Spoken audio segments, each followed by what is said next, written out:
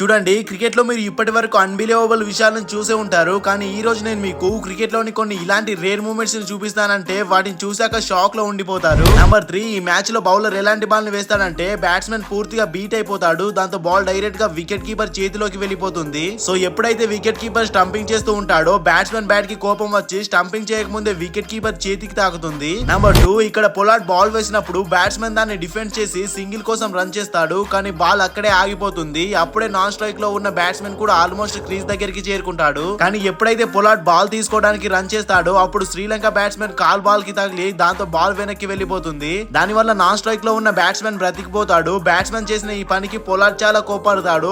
Pollard కోపాన్ని చూసి umpire batsmen obstructing field కి అవుట్ చేసేస్తాడు. నెంబర్ 1, బిగ్ బ్యాష్ లోని ఈ మ్యాచ్ లో ఎలా అయితే స్టీవ్ స్మిత్ బౌలర్ వేసిన బౌన్సర్ ని మిస్ చేస్తాడో అప్పుడు ఇక్కడ ఒక మ్యాజిక్ జరుగుతుంది. నిజానికి స్టీవ్ స్మిత్ బౌన్సర్ ని మిస్ చేసినప్పుడు అతను స్టంప్స్ కి తాకక ముందే లైట్స్ ఆన్ అయి బెల్స్ కింద పడిపోతాయి. దాన్ని చూసి స్టీవ్ స్మితే కాకుండా అందరూ కూడా షాక్ లో ఉండిపోతారు.